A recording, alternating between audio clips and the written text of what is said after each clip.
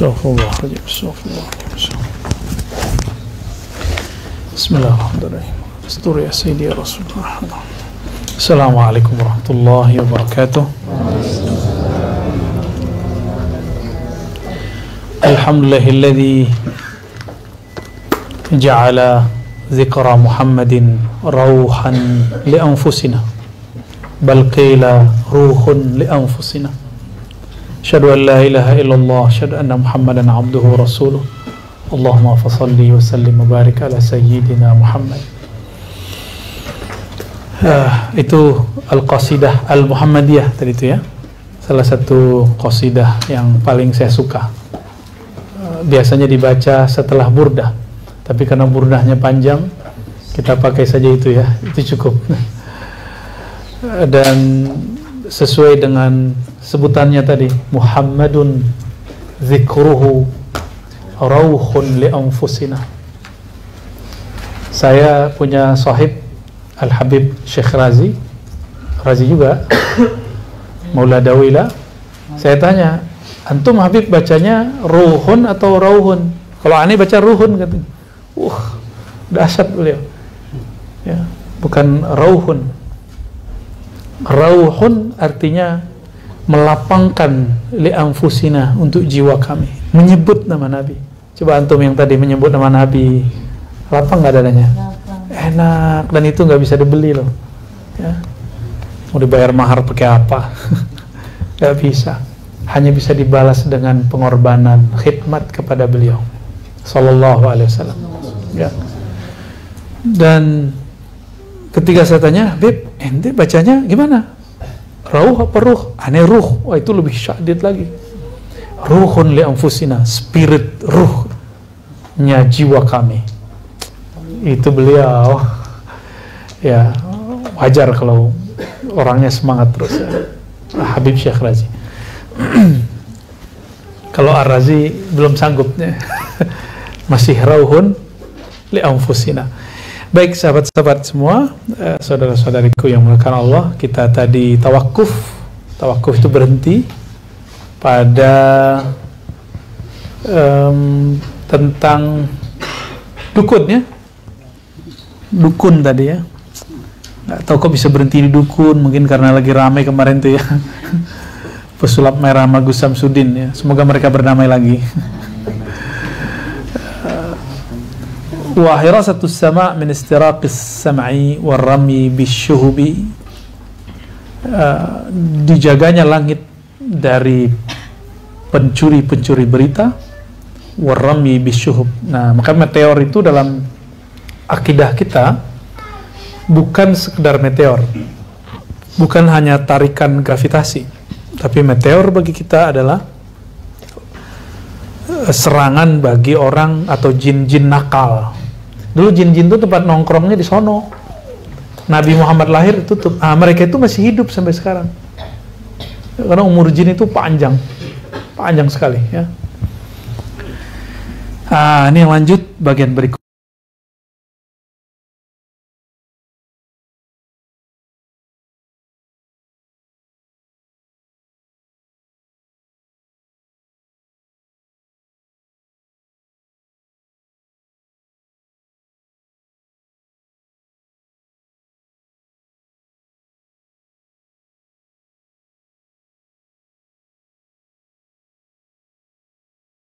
Amin. Amin. Tidak ampun. Wa bi ihya'i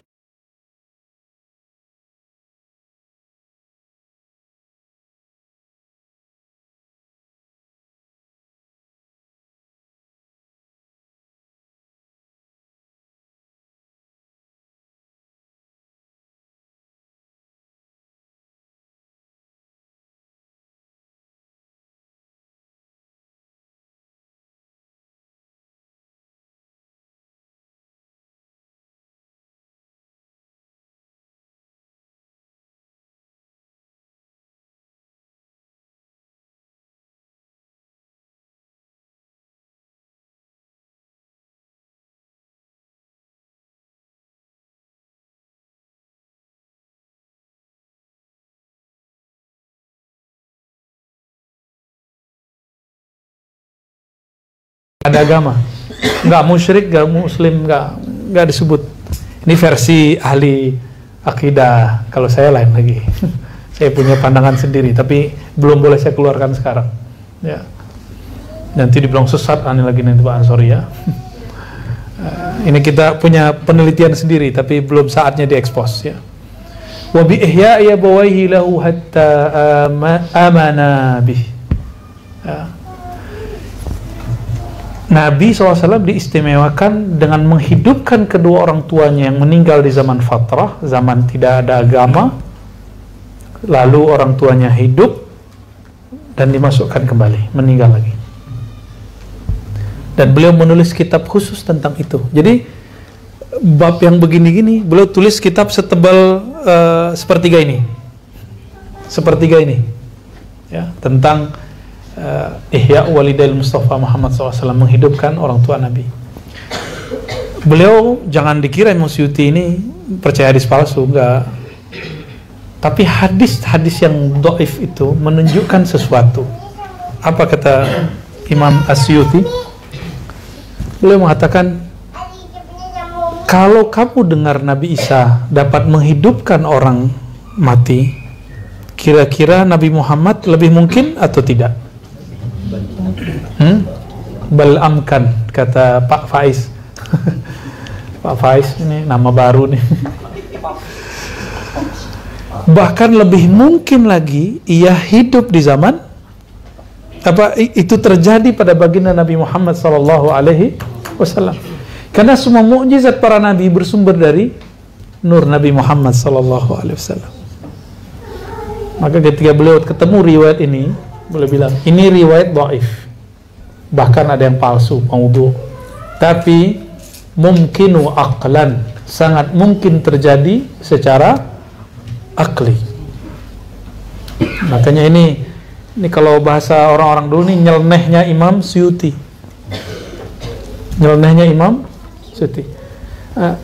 Di Ahlussunnah Asy'ariyah sendiri terjadi ikhtilaf, terutama Asy'ariyah muhaddisin awal dengan Asy'ariyah akhir. Yang akhir mau ahli hadis ataupun ahli kalam murni, itu tidak ada ikhtilaf bahwa orang tua Nabi tidak meninggal dalam keadaan musyrik. Tapi Imam Al-Baihaqi dalam kitab Dalail Nubuwah mengatakan mata musyrikan, mati dalam keadaan musyrik. Saya kaget juga tuh. Tapi beliau mengatakan la yadur, itu tidak berpengaruh. Cuma bagi ulama kita itu ngaruh. Allah suruh Sayyidina Jibril muter sealam semesta, mau cari wadahnya Nur Muhammad, cocoknya di siapa. Maka dapatlah Bani Ismail, Bani Kinanah, Bani Hashim, Bani Abdul Muttalib, lalu Abdullah. Masa pilihannya musyrik gitu? Nggak masuk akal itu. Dan Nabi menyebutnya, aku dipindahkan Allah dari rahim yang suci, yang suci, yang suci. Ya. Nah, tapi bagi Imam Al-Baihaqi nggak masalah kok, kan yang penting yang suci itu bersumber dari pernikahan yang sah. Itu versi Imam Al-Baihaqi. Tapi mutaakhirin, ulama Ahlus Sunnah belakangan semuanya sepakat, terutama yang Asy'ariyah dan Maturidiyah. Nggak tahu kalau ada Ahlus Sunnah lain yang ngaku ya, bahwa orang tua Nabi lam yamut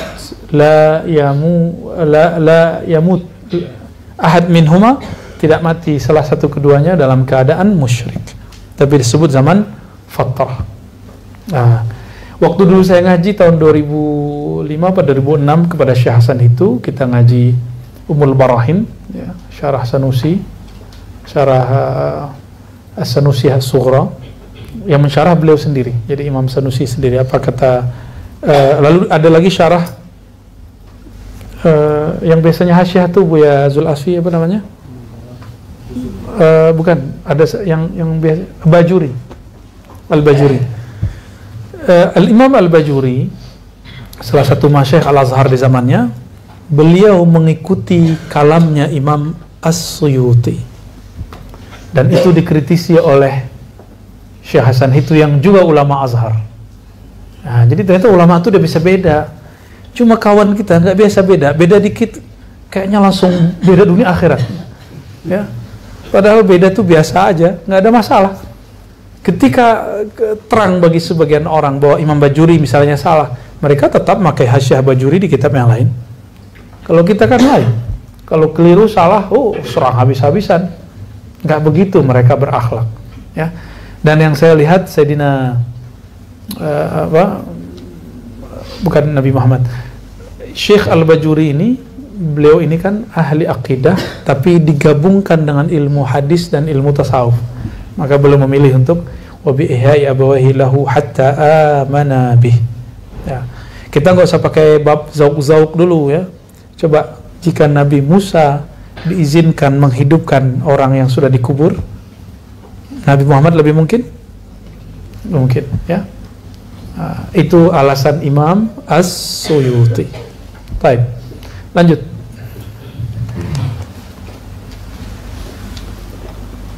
Wa biwa'dihi bil 'ismati minan nasi wa bil isra'i wa ma tadammanuhu min ikhtiraqis samawati sab'i wal 'uluwi ila qaba qausaini wa wad'ihi makanan ma wada'ahu nabiyyun mursalun wa la malakun muqarrabun wa inja'il anbiya'i lahu wa salatihi imaman bihim wa bil malaikati wa ittiba'ihi 'ala jannati wan nari ada hadhihi al-Baihaqi. Baik. Ini hadis ini semua itu udah ada mungkin 20 halaman nih yang disebutkan, atau 30 diringkas jadi cuma 3 baris. Jadi satu barisnya 10 halaman. Wa biwa'dihi, kalau yang pertama tadi satu buku tentang menghidupkan orang tua Nabi. Wa biwa'dihi bil ismati minan nas. Nabi Muhammad itu dijamin Allah penjagaannya. Wa bil isra wa ma tadammanahu. Nabi dikhususkan Isra, dan tidak ada satu nabi pun yang mengalami Isra seperti Nabi Muhammad sallallahu alaihi wasallam. Bahkan beliau dimi'rajkan ke langit, bahkan lebih tinggi lagi dari itu. Dimi'rajkan sampai ke arasnya, maka disebut qaba qausain. Jarak antara beliau dan Allah hanya 2 busur panah. 2 busur panah ini bukan ungkapan 2 busur panah fisik, tapi ini hanya ungkapan menunjukkan kedekatan. Ya. Dan di kajian-kajian kita sebelumnya kita sudah jelaskan ya, apa makna sedekat 2 busur. Baik. Jika demikian adanya,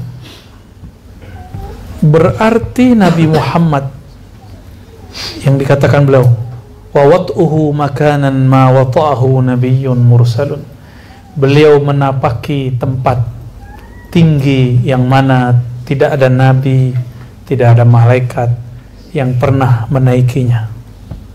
Sudah terbayang maqam bainina sallallahu alaihi wasallam? Tidak ada malaikat yang diizinkan untuk tembus melewati Sidratul Muntaha, tapi Nabi Muhammad SAW diizinkan. Bahkan para nabi hanya sampai di sana, hanya Nabi Muhammad yang lanjut. Itu sebabnya para arwah itu setelah meninggal, mereka ingin disempurnakan oleh Allah Subhanahu wa taala. Nanti di surga Allah bertanya, ini puncak pencapaian mereka. Allah bertanya, hal azidukum, apakah aku tambah nikmat bagimu? Lalu mereka mengatakan, bala ya Rabb, tentu ya Allah. Lalu Allah kemudian membuka tabir hijab dan mereka diizinkan memandang Allah. Fama u'tu, mereka tidak diberikan nikmat yang lebih besar daripada memandang Allah Subhanahu wa taala. Jika merindukan Nabi sangatlah indah. Menatap wajah Nabi tidaklah sanggup. Kira-kira menatap wajah Allah antum sanggup enggak? Sanggup enggak menatap wajah Allah? Terus kenapa ada nikmat menatap Allah? Apa itu maksudnya? Hah? Yang pernah menatap Allah siapa? Baginda Nabi Muhammad SAW. Maka yang disebut engkau dapat nikmat menatap Allah ketika engkau digabungkan dengan ayah rohanimu. Kau dikumpulkan di surga Firdaus bersamanya. Bahkan yang lebih tinggi lagi dari itu. Gak mungkin kita melihat Allah dengan sendirinya kalau Nabi Muhammad SAW tidak mengajarkan cara ma'rifatnya. Nah, itulah ma'rifat yang masih harus dipelajari terus menerus, tidak ada ujungnya, tidak ada ujungnya. Maka nggak ada namanya usul itu, usul habis tuh nggak ada. Usul habis itu cuma Rasulullah SAW. Orang sampai hakikatnya itu hanya Rasulullah SAW. Wa ma al-usul illa min babih. Tidak ada lagi usul kecuali dari pintu baginda Nabi Muhammad SAW. Ya. Kalau begitu wajib nggak sholawat? Wajib sholawat ya. Taib. Dan disebutkan di situ wa ihya'il anbiya lahu wa salatu. Antum dapat berita kabar dari guru-guru kalau malam Mi'raj, malam Isra, para nabi menjadi makmum Rasulullah SAW. Betul? Bukannya para nabi sudah meninggal? Berarti mereka dihidupkan? Dihidupkan? Betul, itu sholatnya fisik itu kalau bagi ahli ma'rifat, difisikkan Allah. Walaupun sebenarnya itu bukan fisiknya, itu ruhnya, tapi terlihat fisik nyata oleh Rasulullah, dilihat oleh baginda Nabi seperti ruhnya, seperti jasadnya, ruh-ruh mereka itu. Dan 124.000 para nabi menjadi makmum Rasulullah SAW. Berarti mereka dihidupkan. Kalau versi Imam Suyuti, wa bi ihya'ul anbiya lahu wa salatuhu imaman bihim wa bil malaika. Itu para malaikat bahkan ikut jadi makmum, dan semua nabi-nabi jadi makmum, dan nabi-nabi ini dihidupkan. Kalau menghidupkan para nabi untuk Nabi Muhammad itu mungkin, apalagi cuma orang tua Nabi Muhammad sallallahu alaihi wasallam. Saya pernah dengerin satu kajian ulama Syiah yang ilmiah. Ada satu syekh namanya Kamal Haidari, itu siapa? Ya. Dan dia menganggap orang tua Nabi nasabnya semua itu Nabi. Berarti Abdullah Nabi gitu. Abdul Muthalib Nabi. Wah, ngeri juga nih. Ingin membela beliau, tapi kayaknya offset juga kali ya. Ya. Ya, kita cukup katakan mereka ini orang-orang suci, tapi kita nggak usah mengatakan Nabi, karena tidak ada nas yang sahih. Ada di Tabarani, tapi kalimatnya cuma disebutkan suci, tidak disebutkan suci dalam artian Nabi. Kalaupun ada riwayat begitu, perlu kita kaji ulang ya. Baik, wallahu a'lam bis-shawab. Lanjut.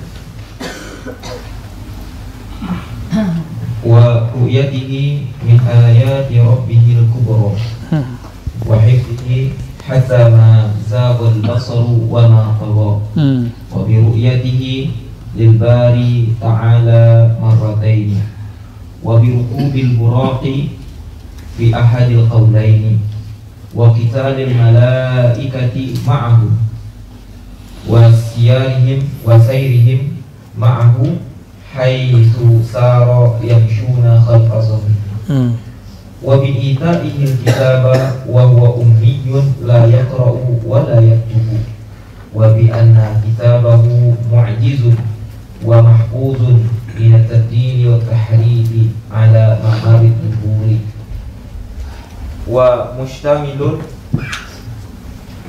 ala mashtamalat alaihi jami'ul kutubi wa ziyadatun wa jami'un li kulli syai'in wa mustaghnin an ghairihi wa muyassirun lil hifzi muyassarun lil hifzi wa nuzila munajjaman wa ala sab'ati ahrufin wa min sab'ati abwabin wa bi kulli lughatin ad-dahadi Ibnu Qayyim. Baik. Ru'yatuhu min ayati rabbil kubra. Allah perlihatkan kepada Nabi Muhammad SAW ayat di situ bukan ayat Quran, tapi kejadian-kejadian luar biasa yang kita sebut sekarang mukjizat. Itu disebut ayat. Ya.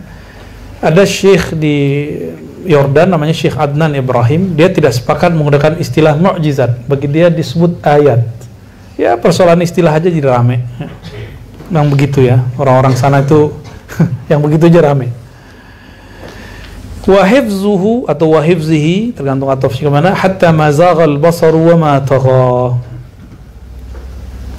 Wa bi ru'yatihi lil bari ta'ala marratain. Kalau di riwayat yang ditemukan oleh Imam Asyuti, dibukanya hijab untuk baginda Nabi secara zahir dan batin itu 2 kali. Tapi secara batin setiap saat, setiap detik per detik beliau menyaksikan Allah Subhanahu wa ta'ala. Kalau enggak bukan Nabi Muhammad namanya, ya. Jadi beliau detik per detik, saat per saat, setiap geraknya beliau di dalam kalimah itu, di dalam fi'il Allah itu, di dalam sifat itu, ya, dan tajalli zatnya. Kalau sudah dekat, perlu curi-curi ngeliat nggak? Ya, Rasulullah kira-kira begitu. Nggak perlu gitu, nggak perlu. Lihat dulu gitu, datang jauh-jauh, nggak perlu begitu. Udah deket, qarib. Ya.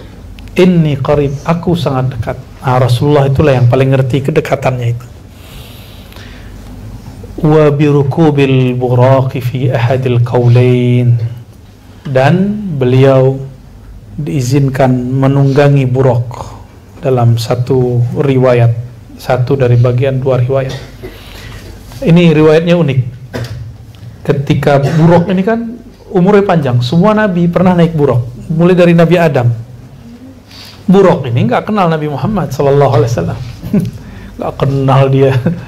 Tapi jangan macam-macam, ini buraq dari surga, ya. Maka kecepatannya kecepatan cahaya. Tapi dia nggak sadar yang di atasnya adalah nur ala nur, di atas cahaya dia lagi. Bahkan cahaya dia bersumber dari Nabi Muhammad SAW. Ketika beliau menunggangi buraq, buraq itu kayak ngerasa, siapa sih ini, orang baru nih. Ya, ditegur oleh Sayyidina Jibril, hei buraq, tidak ada seorang makhluk pun yang lebih mulia daripada orang yang sekarang menunggangimu. Langsung keringetan nih. Baru dia paham, oh Muhammad toh, yang mana nurku, barku, ya, kilatanku bersumber dari kilatannya, sallallahu alaihi wasallam.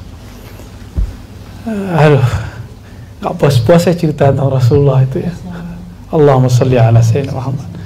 Wa qitalul malaikati ma'ah, dan malaikat ikut berperang bersamanya.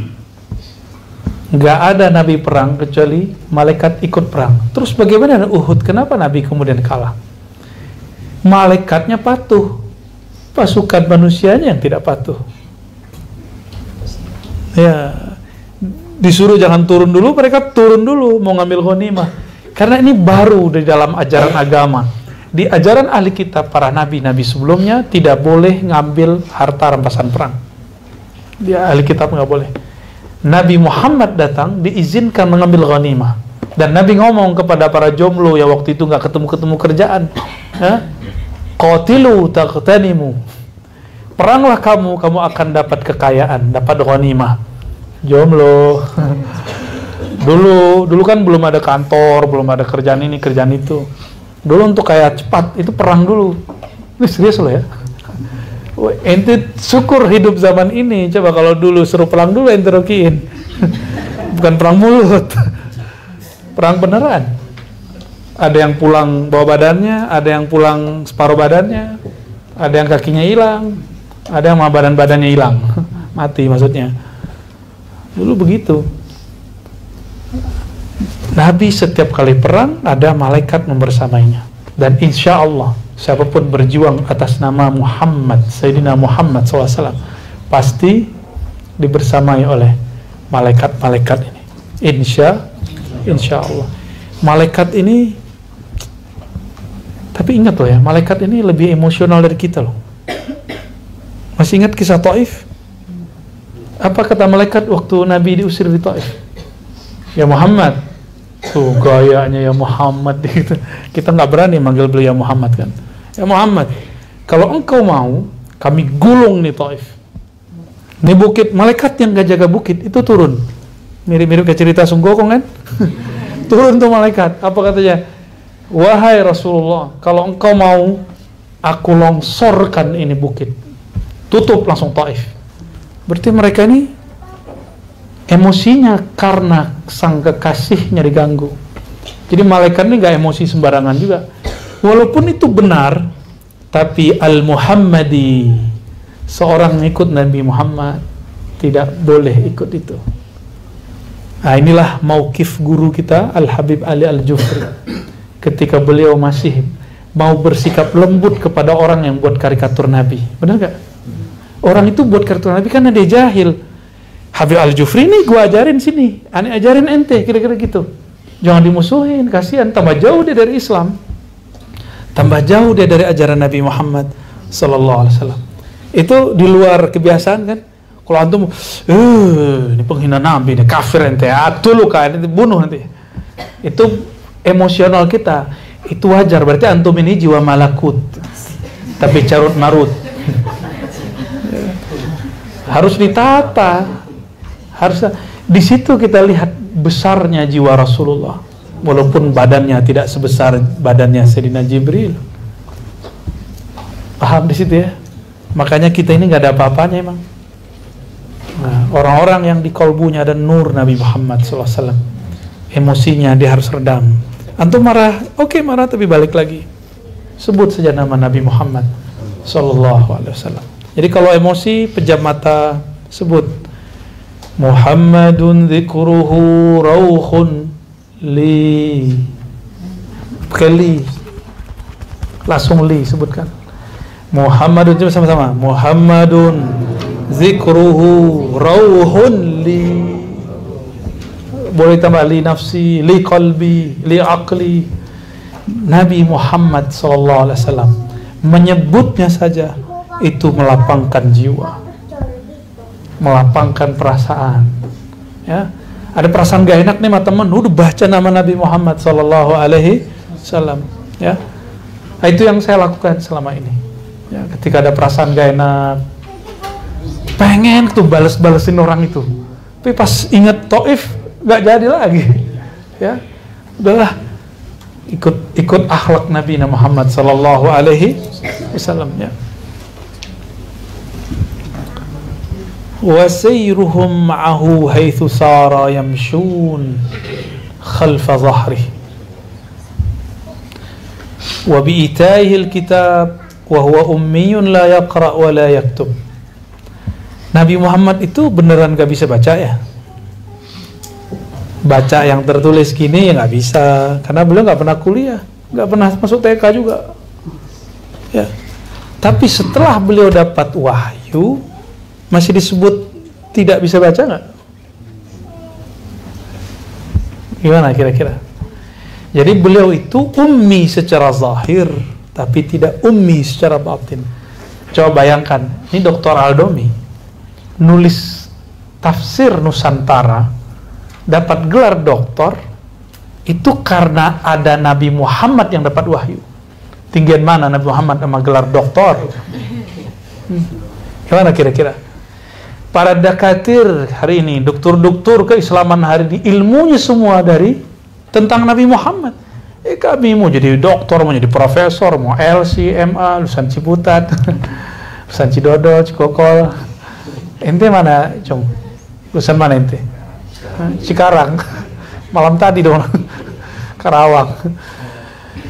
Semua doktor-doktor keislaman hari ini yang katanya jago baca kitab itu, ilmunya dari baginda Nabi Muhammad SAW. Ilmunya membicarakan hanya sedikit dari baginda Nabi Muhammad Sallallahu Alaihi Wasallam.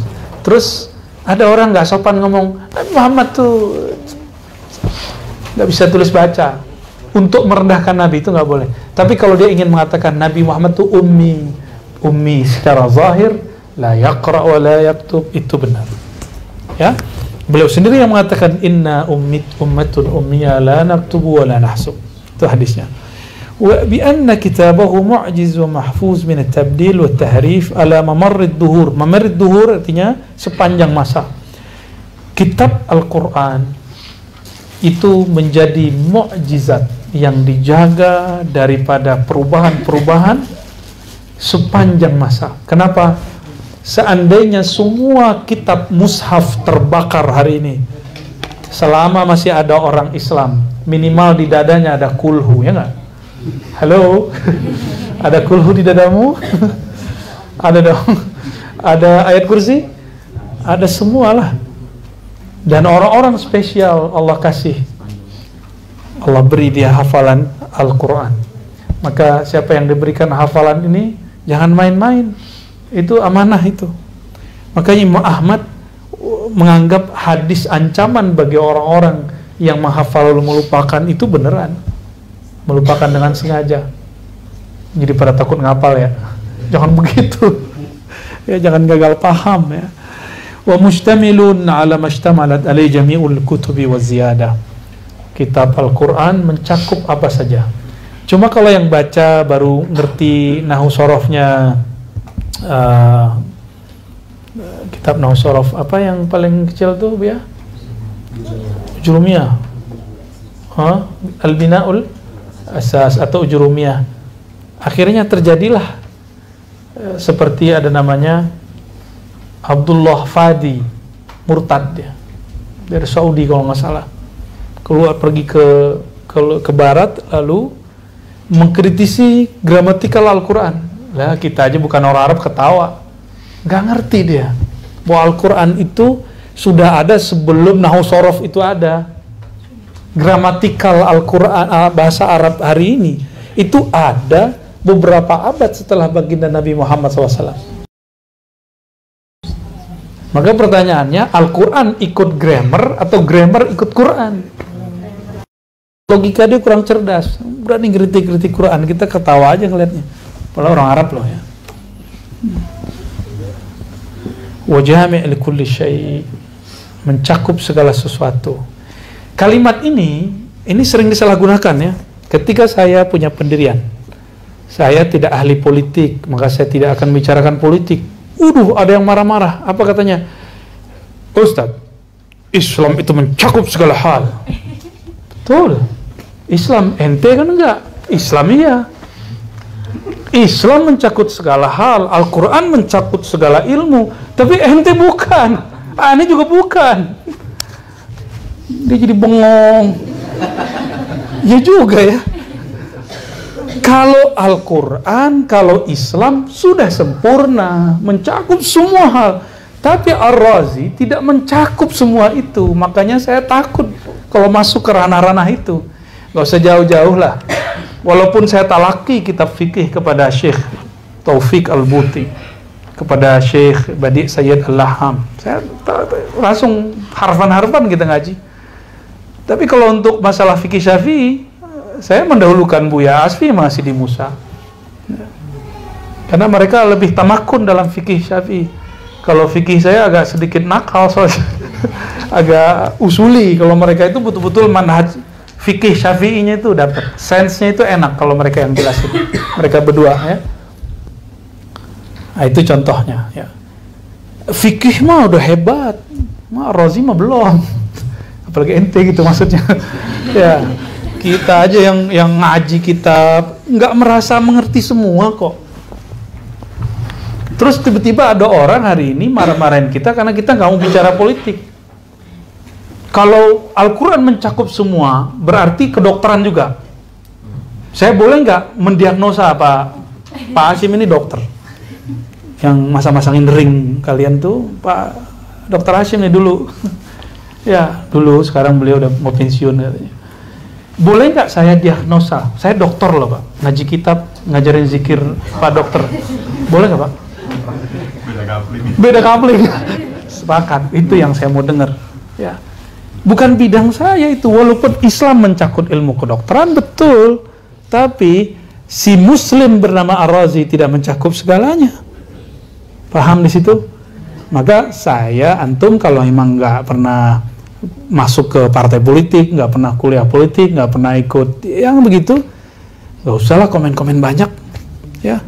Kita menonton aja, kita lihat ya, komen sedikit-sedikit boleh lah, tapi jangan terlalu berlebihan. Ka'annana min ahli siyasah ya. Menurut saya ngeri kali. Ada lagi kawan kita bilang ya, al-yawma akmaltu lakum dinakum wa atmamtu alaikum ni'mati wa raditu lakumul Islam madina. Hari ini itu tanggal Haji Wada, akhir 10 Hijriah.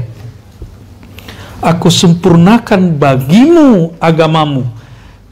Nih bisa tulis nggak nih? Bantu tulis, Ismi. Tulis tuh al-yauma akmaltu lakum dinakum, sampai di situ aja. Boleh dihapus yang itu. Nih, yang tadi kan akal-akalan saya, ya kan? Agama sempurna, orang nggak sempurna. Sekarang kita cek nih ayatnya, biar nggak disebut kita mana dalilnya nih ya. Al-yauma dah waru sahih. Apalagi yang itu yang kebuka tuh. Ini coba lagi.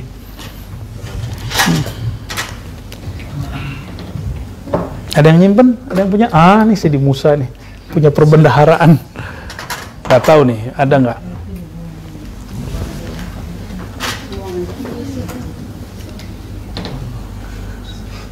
Nah, lumayan.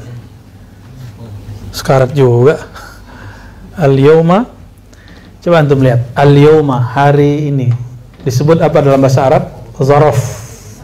Zaraf zaman. Keterangan tempat, waktu. Waktu. Al-yawma akmaltu, aku sempurnakan lakum bagi kamu di dinakum. Objeknya apa? Din, agama. Jadi yang disempurnakan Allah agama atau kamu? Agama atau kita? Apakah ayatnya begini? Aku sempurnakan kamu, atau aku sempurnakan bagimu agamamu? Itu coba baginya itu ditaruh di belakang, bagi kamu taruh belakang. Sekarang kita terjemahkan. Hari ini aku sempurnakan agamamu bagimu, gitu cara nerjemah. Biar gampang pahamnya. Berarti yang sempurna apa? Agama. Kamu carilah kesempurnaan dalam agama. Gitu maksudnya. Kalau mau sempurna, pelajari agama itu. Jangan merasa sempurna. Mas, ayat ini berkaitan dengan bid'ah nggak? Nggak ada kaitannya. Ya. Itu yang pakai bab-bab bid'ah pakai ayat ini. Nggak ada maulid-maulid sama Nabi. Agama ini sempurna. Agama mah sempurna. Itu yang disebut talbisu iblis. Udah jadi judul kitab tuh. Ya. Talbis, ngelesnya iblis. Tapi sekarang canggih, bisa baca kitab orangnya ya. Iblisnya bisa baca kitab. Semoga itu bukan saya ya. Wa jami' li kulli syai', ya. Al-Qur'an itu mencakup segala sesuatu. Kita yang tidak mencakup. Ya. Wa mustaghnin an ghairi. Al-Qur'an enggak butuh pembuktian. Seandainya sains tidak membuktikan kebenaran satu ayat, bukan berarti itu tidak benar. Karena kebenaran sains itu tajribah, eksperimen. Kalau eksperimennya tidak sempurna, bukan berarti yang dieksperimenkan itu salah. Ada nih di Quran, misalnya ayat apa ayatnya? Ayat apa yang paling antum yang pernah muskilah di kepala? Ada nggak? Allah berbicara alam. Nggak ada apalan ya. Ya salam. Ada satu kalimat di Quran mengenai gunung, ya. Engkau melihat gunung itu jamidah. Jamid, apa arti jamid? Diem, kaku, diem. Tetapi sebenarnya dia itu surah Az-Zumar itu ya. Sebenarnya dia berjalan berputar. Kita lihat, karena nggak bergerak kan? Berarti ilmu dengan mata ini nggak cukup. Itu kata Imam Ghazali dalam Al-Munqiz Minad Dhalal. Maka jangan menghukumi kebenaran dengan pandanganmu, karena pandanganmu itu betul-betul menipu. Nah, itu yang kita sebut penemuan saintis yang sifatnya sains itu eksperimen. Eksperimen itu percobaan, coba. Kalau percobaannya nggak akurat, yang salah percobaannya, bukan benda yang dieksperimenkan. Dulu Ibnul Haytham ingin buat eksperimen seperti Jakarta hari ini supaya nggak banjir. Sungai Nile yang ada di Kairo itu, yang di Mesir, biar nggak banjir. Ternyata nggak berhasil. Mau dibunuh sama sultannya, lalu dia pura-pura gila. Sorbannya dicopot, jenggotnya dilepasin, terus ngomong-ngomong sendiri tepi jalan, gitu. Nggak jelas, ya. Pas mau ditangkap Maaskar, sekarang bingung, ada Majnun. Dia ternyata mengerti juga kedokteran. Itu raja karena pemarah, dia akan sakit jantung dan mati mendadak. Dia udah ukur tuh, jadi dia bisa ukur. Karena sering salaman kan, pegang, wah ini ada masalah nih ya. Udah biarin aja, tunggu aja mati bentar lagi. Gitu. Mati sultannya, ganti perdana menterinya, dia kembali pakai serban. Kembali pakai serban, habis itu dia buat eksperimen baru. Jadi dia nggak masuk ke wilayah yang dia sudah gagal berkali-kali. Apa itu? Penemuan yang antum sekarang pakai jadi kacamata, kamera, maka itu sekarang bisa nonton YouTube, lensa. Ya, itu Ibnul Haitham. Ada yang mau pura-pura gila? Silakan. Wa muyassarun lil hifz. Al-Quran itu gampang hafalnya. Benar nggak? Mau kita cek satu? Mau dicek satu ayat? Mau? Hah? Coba baca Toha. Lagi Toha. Tuh udah apa satu ayat? Tuh ada tambahan lagi ayat kedua. Satu ayat ya Toha. Enggak, itu canda aja tuh ya. Datang kepada ahli hafalan yang mereka punya sanad, dan saya menghormati semua orang yang bersanad. Ya. Dan dulu waktu saya dapat ijazah Naqsyabandiyah waktu umur saya 27, di ujung ijazahnya tertulis, aku wasiatkan kamu untuk menghormati ahli ilmu, khususnya ahlul Quran. Nah, maka saya ta'zim kepada ahli Quran. Ya. Maka saya juga wasiat kepada antum semua untuk menghormati ahlul Quran, ahli fikih yang beradab. Ya. Ahli fikih yang mereka yatakhallaq bi husnul khuluq, ya, yang berakhlak baik, ya. Ciri-ciri ahli fikih yang baik, dia berfatwa sesuai dengan keilmuannya. Itu adabnya ahli fikih, ya. Jadi kalau yang dia nggak ngerti, dia berfatwa, itu dia sul adab dengan ilmunya. Jadi adab itu per ilmu itu lain-lain, ya. Adabnya ilmu ini apa, ya, biar dia nggak kelewat. Wa nazala munajjaman, diturunkan secara bertahap. Tetapi kalau ke qalbu Nabi sekali, inna anzalnahu fi lailatul qadar, sekali turun, masuk semua. Tapi dikeluarkannya dari alam qalbiyahnya masuk ke alam nyata, itu munajjaman.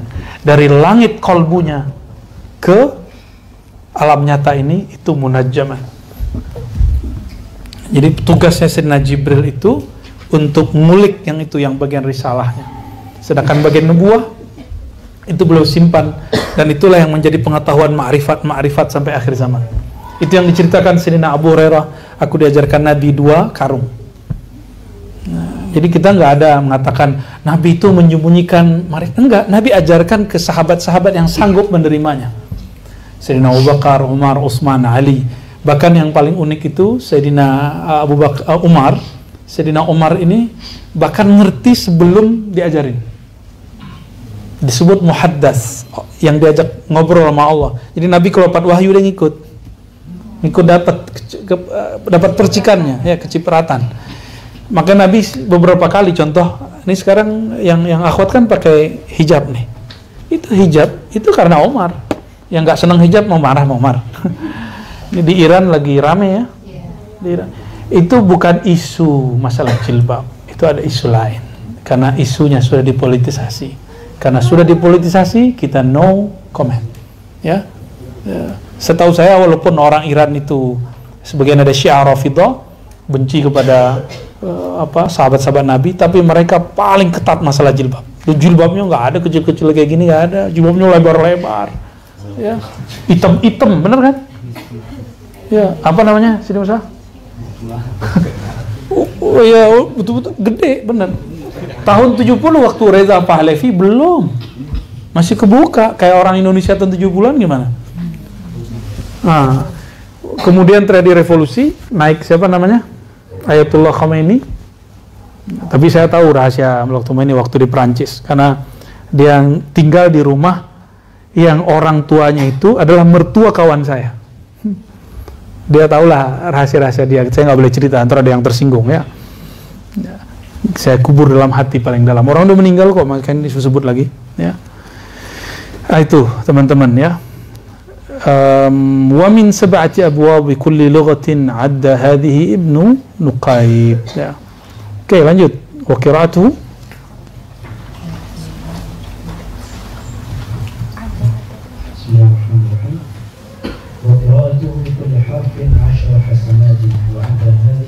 Az-Zarkashi, setiap satu huruf dapat 10 hasanat. Hasanat itu bisa datangkan keberkahan.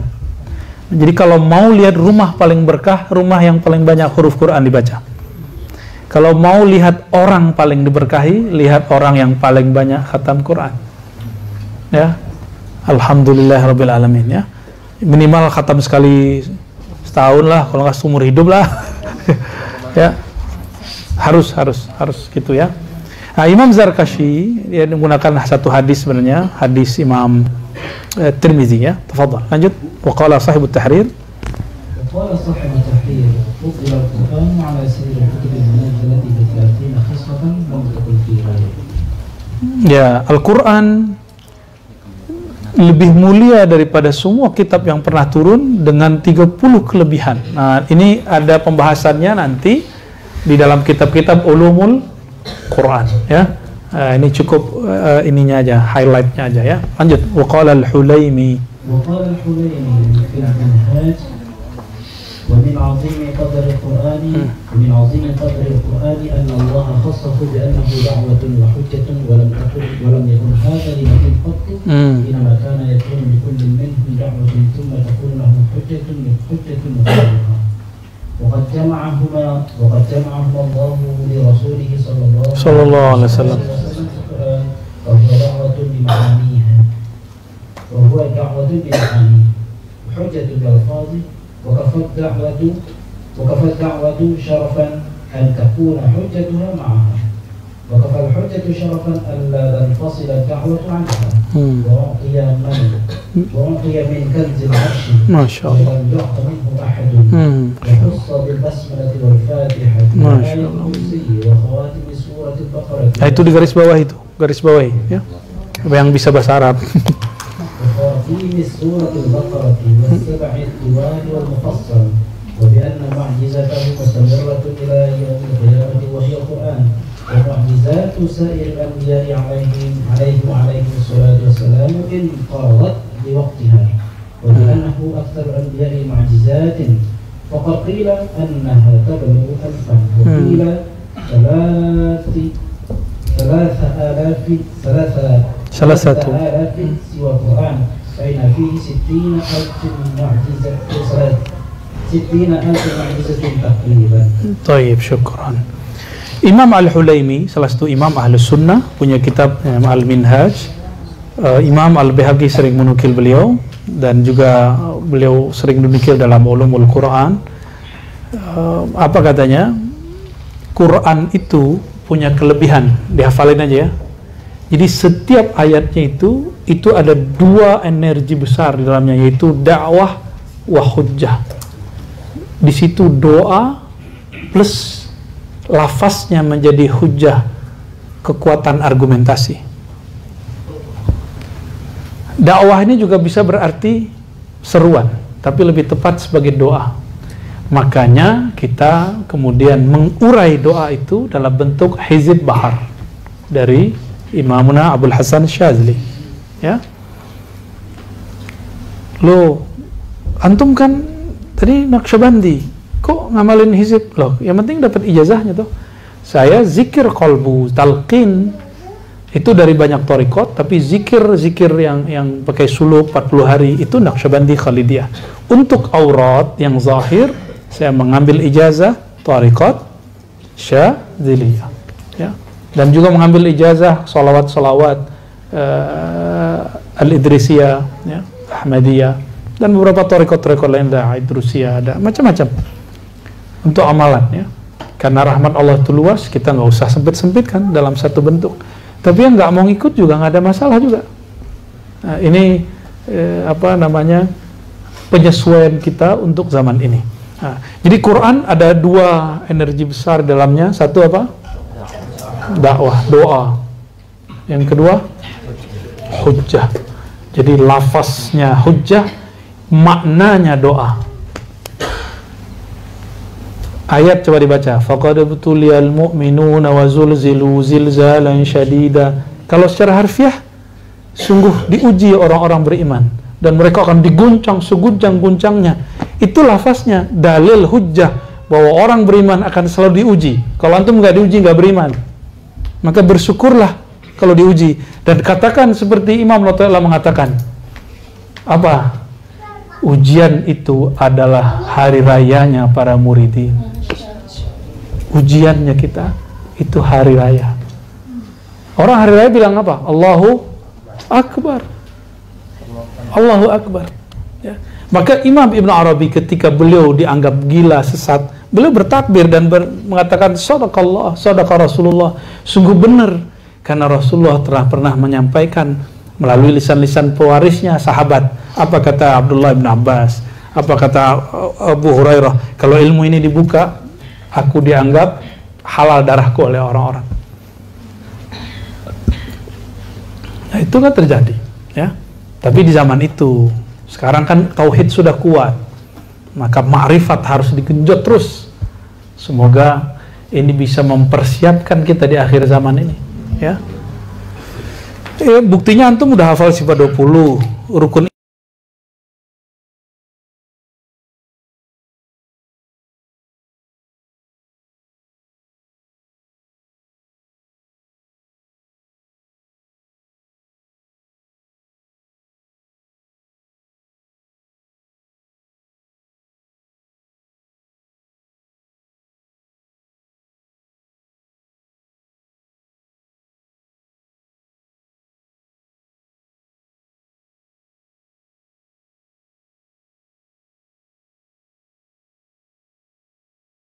Islam udah oke. Pas pandemi ketar-ketir juga, ya, pandangan sendiri, dan itu mandiri, nggak apa-apa.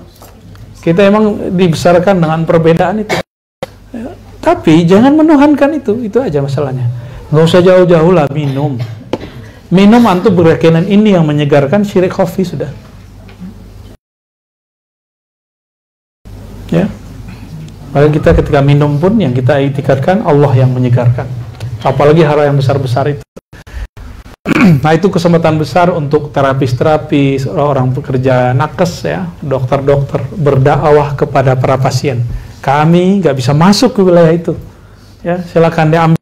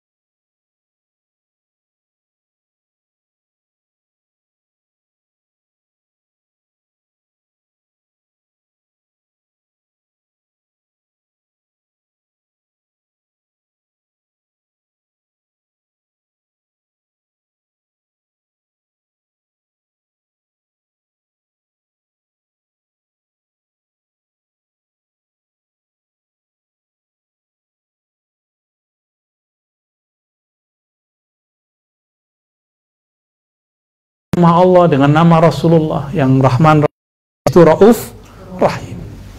Baik.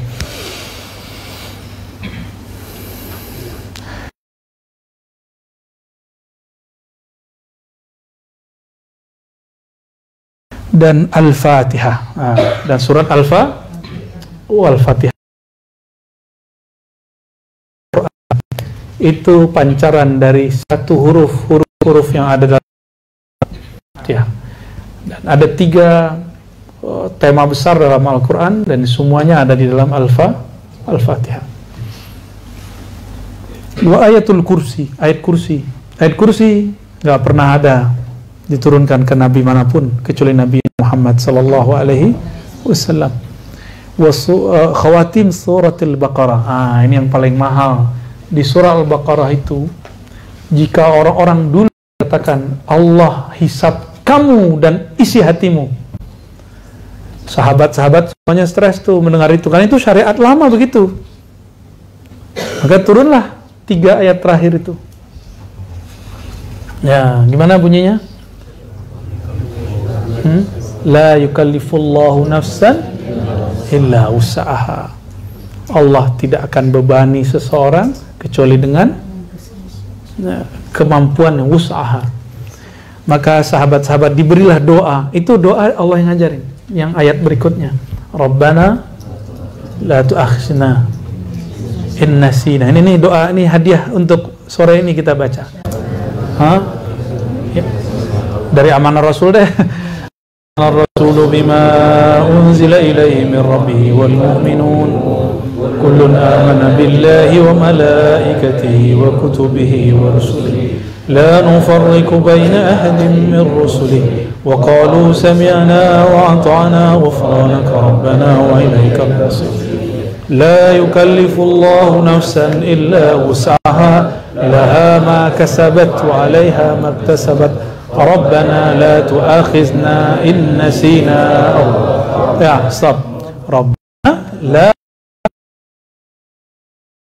kami, jangan hukum kami, jangan nilai kami. Ya, dengan apa? Dengan sesuatu yang kami lalai. In nasina au akhtana, atau keliru. Itu kita semua kan?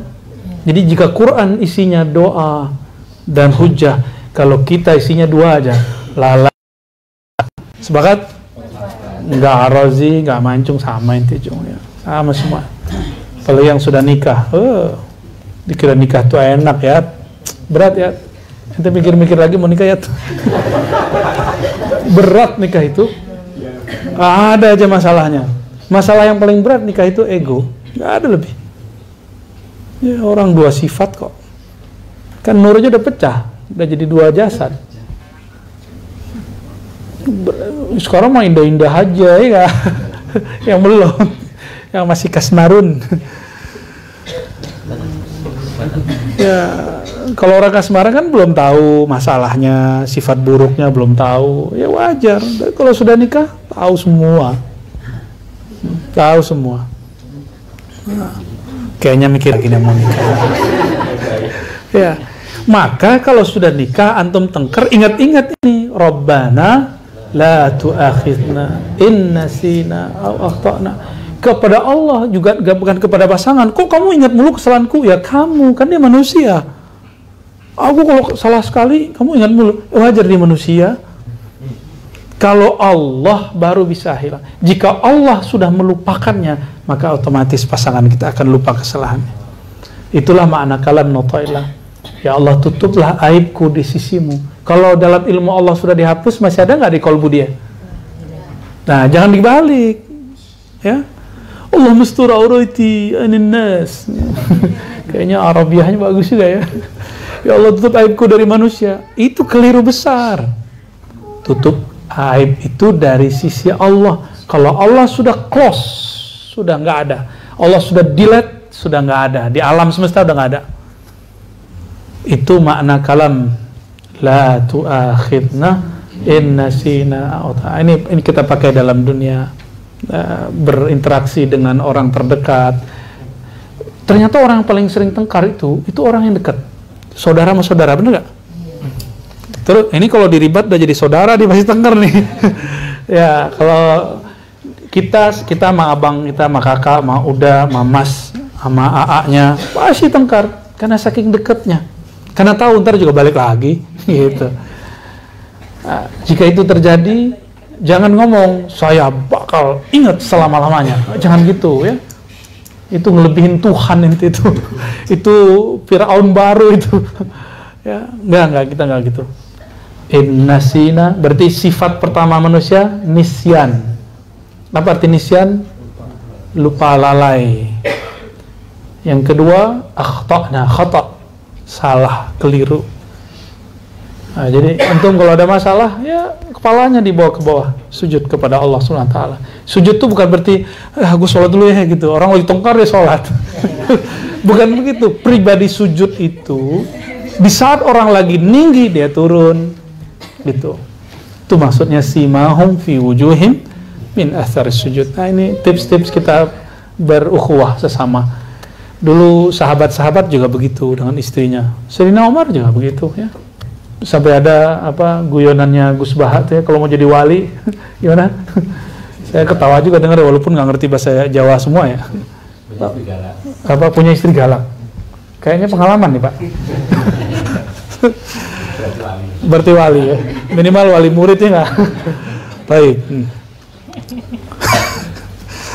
Baik, kita lanjut. Jadi doa pertamanya apa? Rabbana la tu'akhidna in nasina wa akhtana. Terus Rabbana la tahmil alaina isran kama hamaltahu ala. Dulu jika umat terdahulu salah, Haman, Qarun salah, Qarun digulung langsung sama bumi. Digulung langsung, itu buminya bergerak dan semua harta dia dan berikut orang-orangnya masuk. Maka kita sebut hari ini legenda harta karun. Padahal yang tenggelam di mana ya kan? Karun di sini. Itu legenda aja ya. Dulu begitu. Ada umat Yahudi melanggar hari Sabat, dikutuk wajahnya menjadi kera, qiradatan khasiin. Dan ini tidak akan mungkinkah terjadi zaman sekarang? Mungkin, kalau antum nggak punya ayat ini. Makanya saya bersyukur kalau masih ada orang yasinan, khataman ya, walaupun antum nggak khatam Quran, minimal kan khatam tahlil kan pasti baca ini nih, Rabbana wala tahmil alaina isran kama hamaltahu ala allazina min qablina ya. Dulu salah sekali langsung disikat sama Allah. Sekarang Allah kasih maaf banyak. Kita ini sudah banyak salah sama Allah, tapi Allah kasih maafnya juga banyak karena Allah itu lebih luas dari semua maksiat di alam semesta. Allah lebih luas daripada semua kebencian. Kasih sayangnya lebih luas dari semuanya. Maka gak usah khawatir, santai aja ya. Baik. Terus terakhir doanya Rabbana wala tuhammilna ma la taqata lana bi. Ada tuakhizna, ada tahmil, ada tuhammilna. Tuhammilna isinya adalah diberi beban. Ya Allah, jangan Engkau beri kami beban yang kami tidak sanggup. Mungkin nggak Allah ngasih beban yang kita nggak sanggup? Maka saya punya hakul yakin, keyakinan yang yakin bahwa tidak ada masalah yang kita tidak sanggup jalani. Tidak ada problem yang nggak mungkin diselesaikan. Tidak ada konflik yang tidak bisa diislah. Semuanya bisa. Tidak ada disertasi, tesis, dan skripsi yang tidak dapat. Bisa semua. Tenang aja. Selama masih dia mau pakai ini. Dan ditutup dengan doanya, wa'fu anna waghfir lana warhamna antal fasuna. Ini meskipun antum tidak baca aurat macam-macam, minimal baca bismillah, ayat kursi, al-fatihah, ayat kursi, amanah rasul, 3 akhir surat al-hasyr, lalu kul yang 4, itu wirid harian saya. Tapi jangan disebut rotib ar-razi ya, itu bid'ah itu. Itu harian itu. Laqad ja'akum nama 1. Laqad ja'akum rasulun min anfusikum. Itu harian saya menggunakan itu, tambah innallaha malaikatahu yusholluna 'alan nabi. Banyak juga jadinya. Baik, bagian akhir ya, apa disebutkan di sini? Ada sab'a tiwal mufassal bi anna mujizatu mustamirra ila yaumil qiyamah wal Qur'an. Mukjizat Nabi berlanjut sampai hari kiamat. Semua apa aja? Baik ilmi, amali, secara ilmiah, saintis kah? Apalagi secara ruhi, secara ruhani. Mukjizat yang paling inti itu rohani, menyembuhkan kolbu yang sakit. Syifa'un lima fis sudur, mengobati apa yang di dalam dada. Jika Allah mengatakan itu di Quran, berarti memang dada ini berpenyakit. Ya, dada ini ada penyakit. Masih ingat surat Al-Hujurat bahwa membicarakan orang lain, saudara kita, itu sama dengan memakan bangkai. Coba kalau Allah, itu kan ayat, itu ayat betul, hujahnya itu. Kalau Allah nyatakan itu kira-kira gimana? Kalau Allah buat itu zohir gimana? Ngeri gak? Kira-kira kolbu kita ini busuknya bukan main. Kolbu saya tentunya. Di antara antum ini kolbu saya yang paling busuk, karena paling banyak membicarain ulama-ulama terdahulu. Saya minta ampun kepada Allah atas kebusukan itu. Saya minta ampun kepada Allah atas semua kalam-kalam yang tidak pantas dikalamkan. Ya. Tuh ngeri kalau ingat itu. Ya, ntar hujan lagi. Hujannya udah tadi aja ya. Wa mu'jizat sa'iril anbiya alaihi wa alaihimus salatu wassalam inqaradat li waqtiha. Mukjizat para nabi habis di masanya. Maka mukjizat Nabi Isa itu mukjizatnya Nabi Muhammad bukan? Nanti kalau beliau diturunkan, itu semuanya mukjizat Nabi Muhammad. Yang membunuh Dajjal nanti siapa? Tapi berkah Nabi Muhammadnya sudah wafat. Terus berarti gimana dong? Berarti ada orang-orangnya Nabi Muhammad bersama beliau, makanya beliau bisa membunuh Dajjal, karena beliau telah menjadi umat Nabi Muhammad sallallahu alaihi wasallam. Kata Imam Ibnu Arabi, betapa hebatnya dan indahnya umat ini. Walinya ditutup dengan seorang nabi. Walinya umat Nabi Muhammad seorang nabi. Maka disebutlah khatmul awliya. Khatam awliyanya adalah seorang nabi. Khatam itu bukan hanya berarti istilahnya habis gitu, bukan. Khatam itu puncak terakhir. Bersamaan saya itu ada Al-Mahdi, ada Nabi Isa. Dan di ujungnya dikatakan wa bi annahu aktsarul anbiya mu'jizat. Nabi paling banyak mukjizatnya Nabi Muhammad sallallahu alaihi wasallam. Tapi umurnya paling pendek setelah Nabi Isa. Tapi Nabi Isa kan belum meninggal. Belum meninggal kan? Ya. Faqad qila annaha tablugh alfa. Mukjizatnya Nabi ribuan, bahkan 3.000-an. Siwal Quran itu belum mukjizat Quran. Kalau mukjizat Quran satu hurufnya ada 70.000 mukjizat. Antum mau yang mana? Ya, ini bukan huruf kita tulis huruf, bukan, ada rahasia di huruf-huruf itu. Ya. Fa inna fihi 60.000 mu'jizah takriban. Di dalamnya ada 60.000 mukjizat. Takriban, lebih kurang, kata Imam As-Suyuti. Udah 5:30. Alhamdulillahirabbil.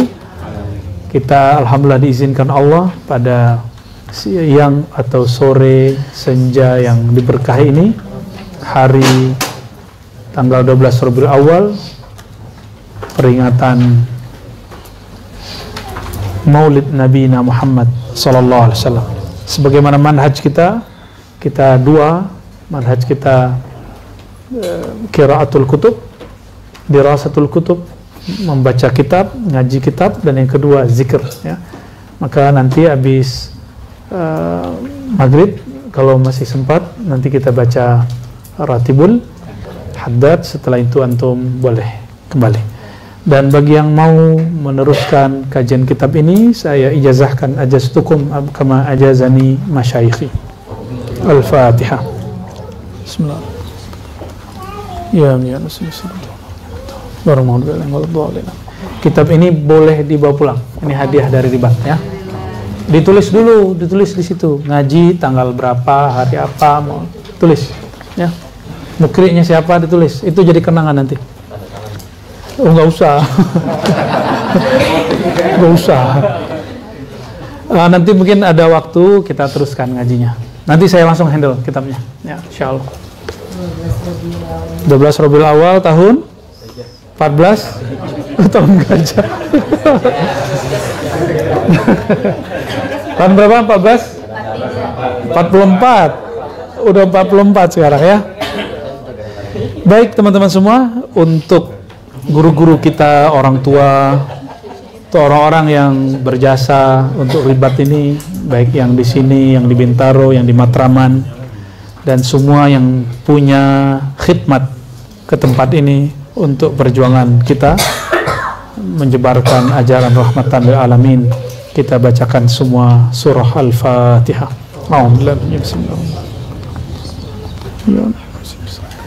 Suratul ladzina an'amta 'alaihim ghairil maghdubi 'alaihim waladdallin. Amin. Walhamdulillahi rabbil alamin. Subhanakallahumma wa bihamdika asyhadu an la ilaha illa anta astaghfiruka wa atubu ilaik. Assalamualaikum warahmatullahi wabarakatuh.